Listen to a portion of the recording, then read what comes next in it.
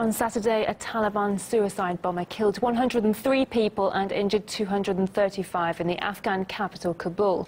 Those are the latest figures provided by the country's Interior Ministry.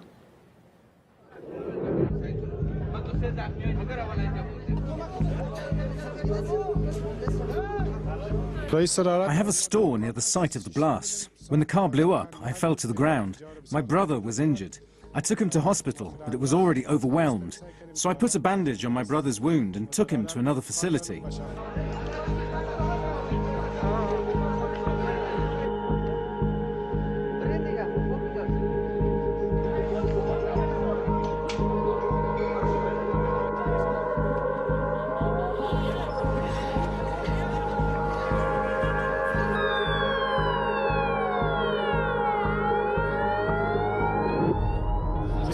Lots of shopkeepers here were wounded and killed. The attack was devastating. I saw people's limbs lying on the ground.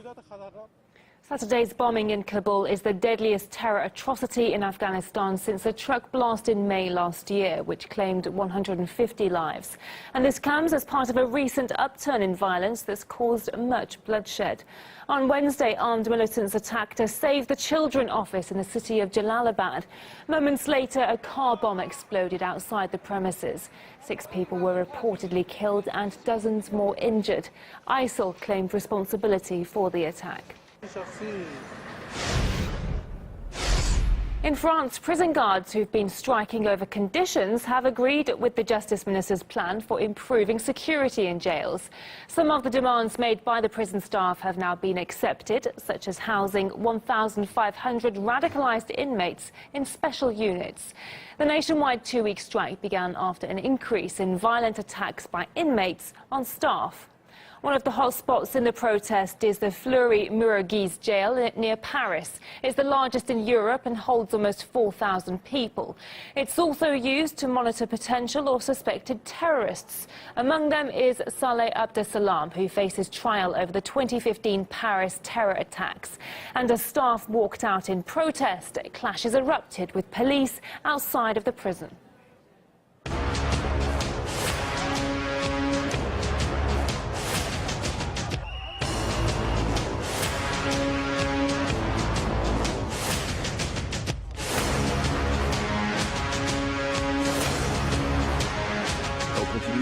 We continue because today there is nothing.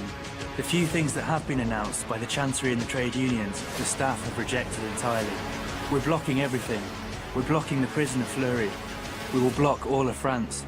In terms of security, we want concrete things, including materials that allow prison staff to work in safety. It's dangerous for us to be around the inmates because for them we are everything they hate. For them we are enemies by definition.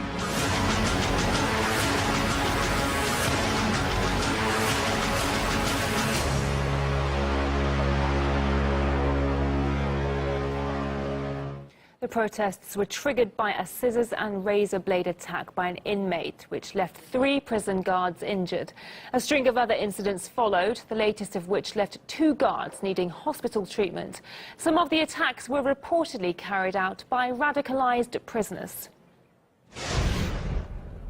The number of Islamic extremists in southeastern Europe is being underreported by the German government. That's based on classified documents obtained by Germany's Left Party and reported in the press this week. RT's Peter Oliver explains. There's a growing threat from Islamic extremism in Europe, based in the Balkans, and the German government is keeping it to itself. Well, that's according to a highly classified report that's being seen by some Left Party MPs and the media. The German federal government cannot discount the basic threat posed by individuals and splinter groups in the Islamist scene in Bosnia-Herzegovina. The hush-hush document goes as far as to claim that there's a direct link between radical Islamic groups in Bosnia-Herzegovina and people in Germany. The true nature of what this heavily classified report says hasn't come out. Parts of it were redacted from the copy that was shown to the Left Party. The federal government has been trying to downplay the growing Islamist threat in public. Furthermore, it's entirely unacceptable that the government continues to cover up the role of the Gulf states. My colleague Charlotte Dubinsky travelled to Bosnia-Herzegovina back in December. She witnessed firsthand the situation on the ground there regarding Islamic radicalisation.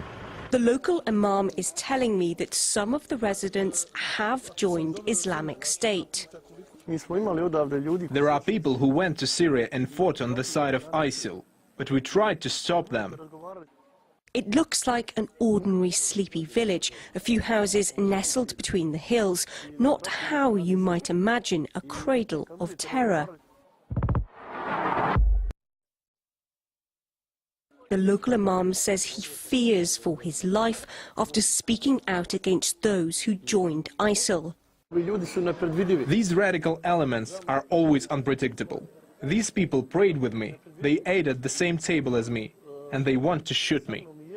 This heavily edited version of the report issued by the government raises a lot of questions over what exactly Germany knows about Islamic radicalisation in the Balkans and how bad the situation actually is. As we see in the answer to our parliamentarian question, the German government gives the expertise that it doesn't explicitly negate the possibility that single persons or groups who are belonging to the Islamistic scene of Bosnia or Herzegovina could be a threat to Germany and Europe.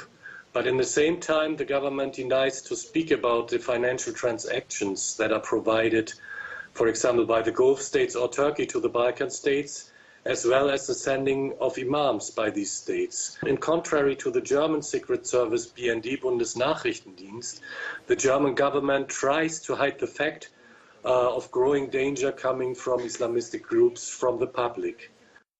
Russian opposition demonstrators headed by Alexei Navalny take to the streets in a number of Russian cities in a protest at the upcoming presidential election. We've got that and other major stories of the week after this short break. Stay with us.